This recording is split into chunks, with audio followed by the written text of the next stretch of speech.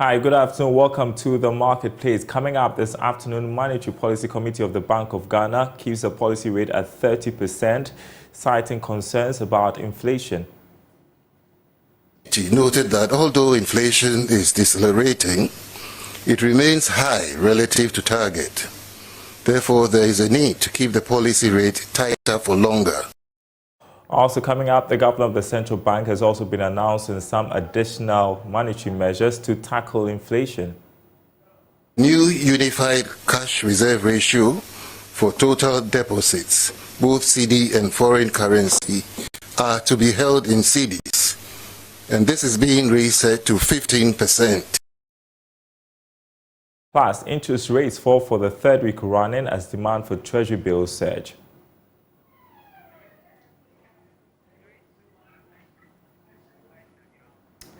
My name is Daryl Kwao. Thanks for being with us. Details coming up.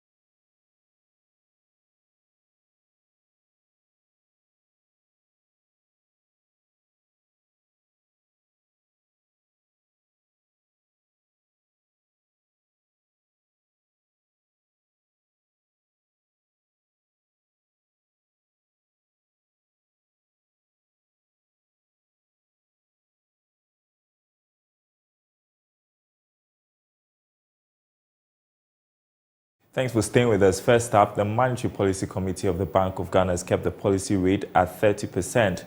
The central bank maintained the rate at which it lends to commercial banks due to concerns about inflation rate outlook. Addressing the media, Governor of the Bank of Ghana, Dr. Ernest Addison, noted that the committee is also worried about some global developments impacting negatively on the economy. Inflation has continued to decelerate in the past few months, consistent with forecasts. The latest bank forecast indicates that the disinflation process is expected to continue, supported by the current tight monetary policy stance, relatively stable exchange rates, and base drift effects. All the core measures of inflation and inflation expectations are pointing downwards, and the bank will remain vigilant on risks to the disinflation process. The committee noted that although inflation is decelerating, it remains high relative to target. Therefore, there is a need to keep the policy rate tighter for longer until inflation is firmly anchored on the downward trajectory. Given these considerations, the committee decided to maintain the monetary policy rate at 30%. Of the central bank, Dr. Ernest Addison also announced some additional monetary measures to tackle inflation. The committee also made the following changes. 1. Unify the currency holding for the cash reserve ratio requirement on foreign currency denominated deposits and domestic currency deposits for banks. The new unified cash reserve ratio for total deposits, both CD and foreign currency, are to be held in CDs, and this is being reset to 15%, effective 30th November 2023. This measure is to reinforce the bank's liquidity management operations to address excess structural liquidity conditions in the market and provide additional impetus to the disinflation process. The committee will continue to monitor developments in the banking sector and deploy other policy tools as and when required to support stability. Well, joining us live from that press briefing is my colleague George Yafe. Thanks for joining us, George. Why is the governor worried about the global economic developments and its negative impact on the economy? Well, there are many people who have been watching this space were expecting that the Monetary Policy Committee of the Bank of Ghana would have reduced the policy rate. But the governor was worried about development in the Middle East and how that could impact on the economy. Now, if oil prices reverses and start going up on the international market, that could see pump prices also going up. Now, the rippling effect would be on inflation. Therefore, the concern was that there was no need to rush and reduce the policy rate. And therefore, the more positive thing to do right now is to hold the rate, observe development on the market, the global market, and see how that will impact the market. And then they would go ahead to act. Just like what you said in the voice you played earlier on, or the clip, the governor said that they would continue to watch the market and look at how things will play out, and they would act accordingly, Daryl. Additional policy measures, can you update us? And the commercial banks mobilize deposits. They're supposed to keep a percentage of that with the Bank of Ghana. If you mobilize Ghana cedis, there was a percentage that you're supposed to have held with the central bank. If you are mobilizing FX, that is dollars, pounds, there was a percentage that you're supposed to hold with the Bank of Ghana. If the banks were holding FX in terms of accounts, they were supposed to have held a percentage of that in FX with the Bank of Ghana. Now, what the governor is now saying is that if you hold FX, dollars, pounds, euros, you are no longer required to hold those reserves in foreign currency with the central bank. They are supposed to hold that in Ghana cedis. And those reserve requirements have been unified at 15%. So if you're holding FX, the correspondent requirement or percentage is supposed to hold with the Bank of Ghana will be unified with that with the Ghana cedi.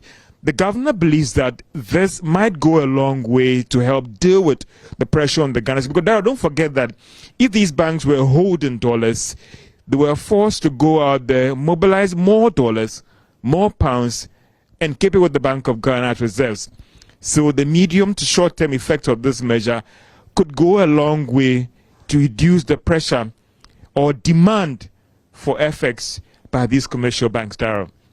What is the latest on Ghana's program with the IMF and as well as the cocoa loan syndication? Daryl, that's quite an interesting thing, because that is what many people are looking forward to in terms of, as we speak right now, what is or when are we likely to get this disbursement coming from the fund? Now, he did confirm that, yes, of course, it has been revised to the first week in December. What the governor was saying, that discussions are going very well, and they are optimistic that, listen, the deal will indeed come in the first week of December because of how things are going. He was, however, again quick to warn that looking at what has happened to Zambia in terms of the external creditors rejecting the proposal in terms of the extent of haircut, he's just hoping that we wouldn't get there. But all other things being equal, holding all the factors constant, we are indeed going to get the disbursement before the end of this year, and also pay the discussions that he's had with the cocoa board and what he's picking up. Indeed, the cocoa loan syndication would also come on before the end of this year. But Daryl, there's a critical question about if this thing should delay, can the Bank of Ghana hold the fort in terms of getting the required FX to support the local currency? The assurance that the governor gave was that there isn't no cause for alarm. They have a plan B, they are building up the required reserves, and they will be able to deal with the pressures with the city going forward, even if these inflows should delay, Daryl.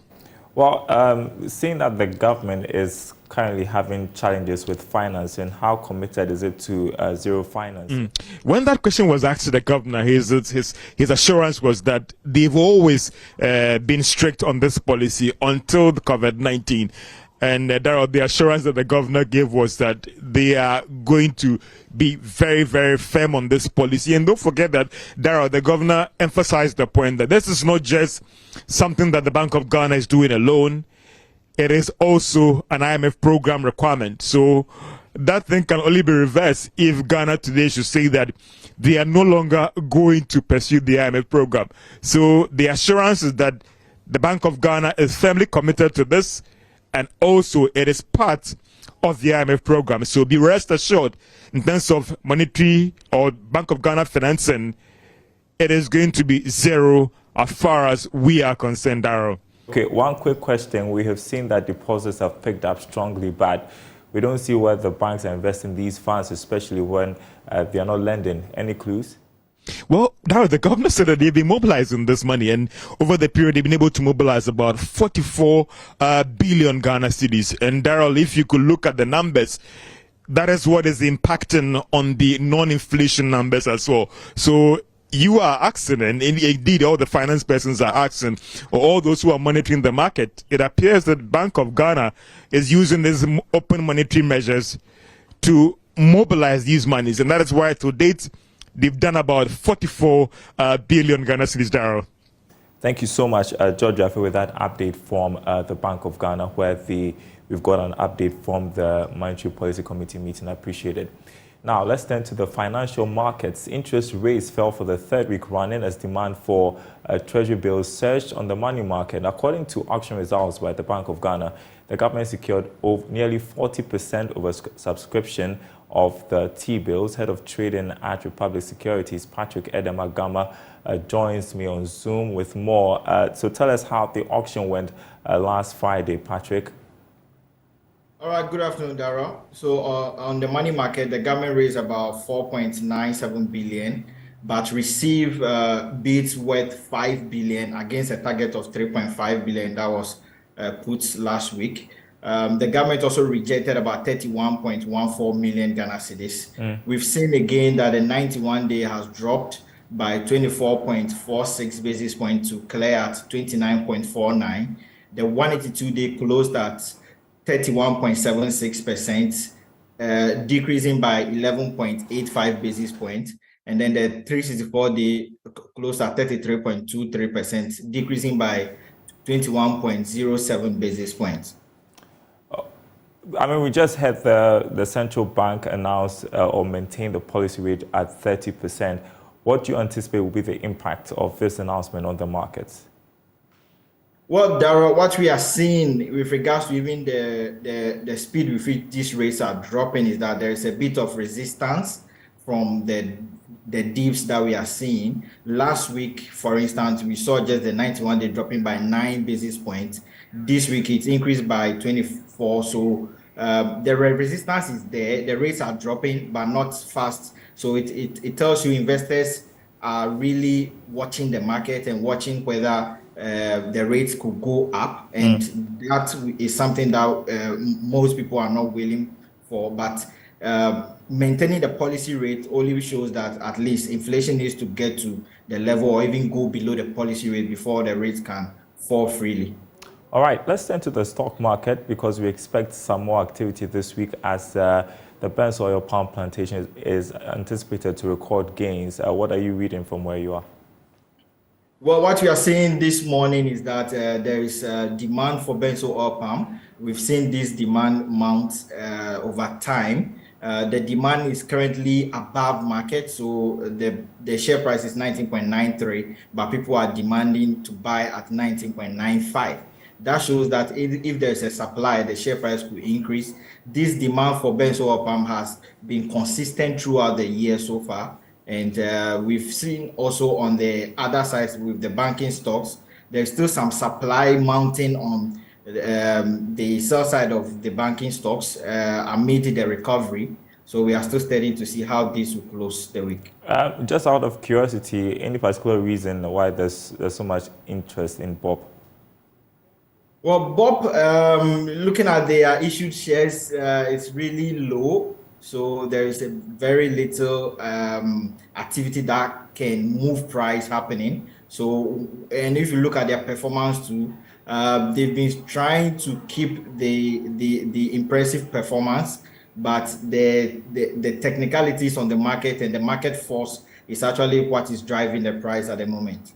Okay, thank you so much, Patrick Edem-Agama, Head of Trading at Republic Securities.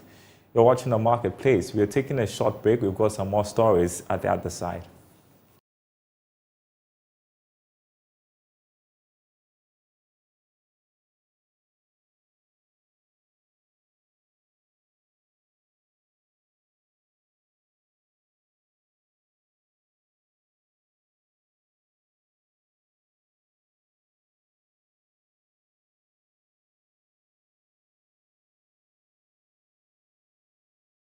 And thanks for staying with us on The Marketplace. Elegant Homes and General Construction Limited has pledged to provide safe and affordable housing for Ghanaians and all its customers. The company was over the weekend adjudged the best residential developer, middle income luxurious at the Ghana Property Awards. Chief Executive Officer Samuel Kwashi said there are great prospects for the real estate industry in the country, adding his outfit will continue to delight customers with affordable but quality and stylish houses. Joining me in studio to talk about this great win, Executive Director of the company, Dorothy Kwashi. Good afternoon to you. Thank you for joining us. How elated are you about this award, and what does it mean for Elegant Homes? We are very, very elated. We are happy about it. It's good to affirm that whatever you are doing, there's somebody out there who is watching. And so it also places a responsibility on us to continue to do whatever we are doing well and even do it better. Yeah, I mean, how does that change the game? How is that a game changer for you when it comes to competition in the housing sector? It comes in place because our catchword is that we provide quality, and so all the finishes that we give, we use quality materials to give our clients the very best. We give you beauty, we give you luxury. We are also very flexible in that we allow clients the option to choose any design of their choice. For example, when you come into the estate, you can view a model home.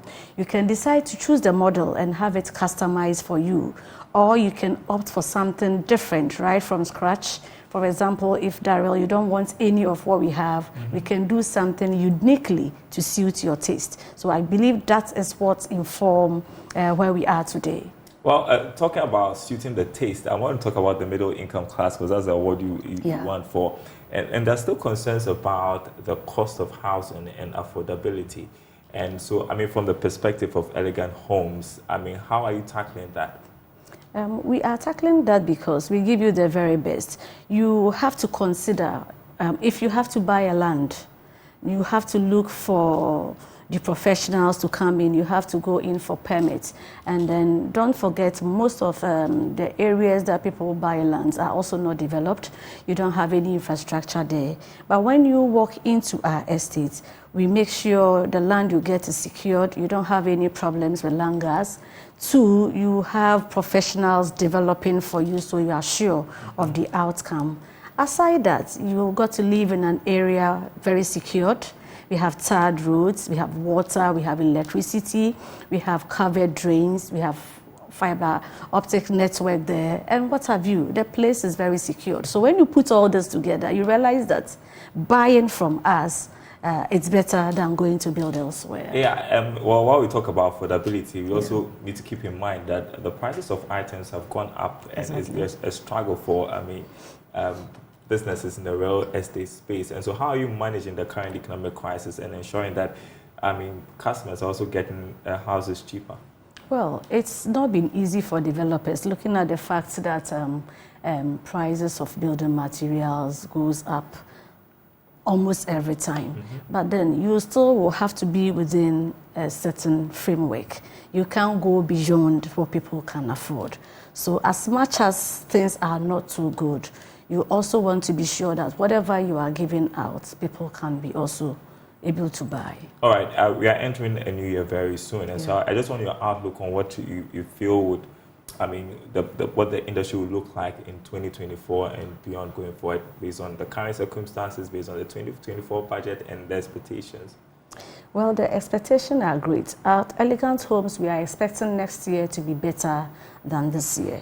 We are expecting that things will normalize, the dollar will come down a bit, and then also businesses will flourish so that we can get many people who have projected to buying properties next year should be able to buy. Yeah, and I can't end without asking you about your experience at the just ended Ecobank Joint News Habitat Fair. I mean, you've been one of the supporters of this fair. How would you describe what happened over the past 4 days? I think over the past 4 days has been very, very busy for us, very, very interesting, meeting new clients and then trying to sell. Everybody is trying to, make some last-minute deals. And I think this year the main event has been very, very successful. Nice. And I will say that the organizers did a good job. The hype was good.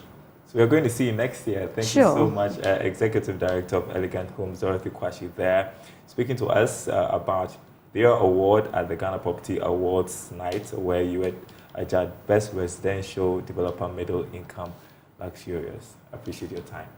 Thank you.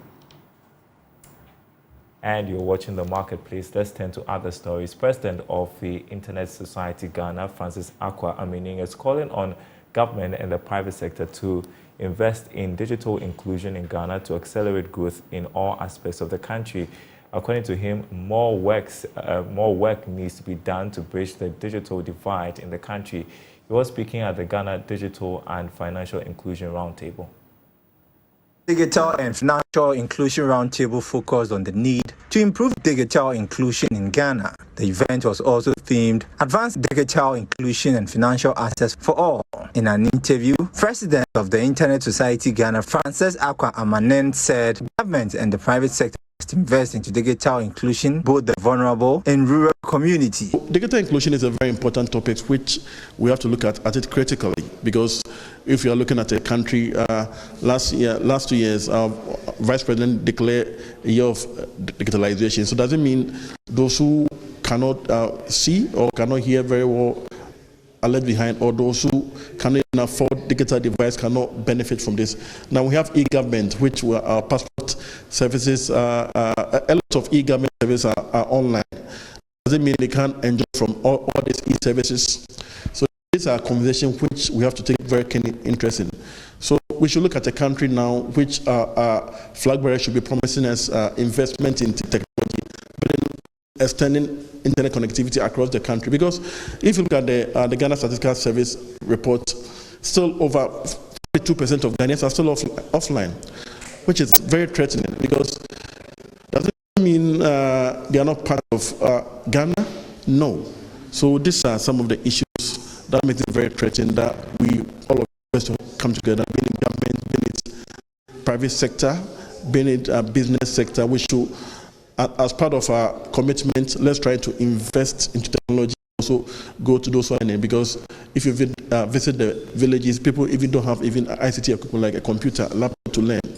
Regional Executive Director for West Africa ICT Action Network, Peter Kinkwe, added that improving digital inclusion could contribute to the growth of the financial sector. It's very important that you realize that it's an inclusive environment. So if we are having almost about 4 million Ghanaians who are not connected or excluded, it has a lot of issues that, despite gains made in the area of financial, mobility, financial inclusion with respect to mobile money and the financial, platform that are increasing, making more people get access to financial services. We're looking at digital inclusion.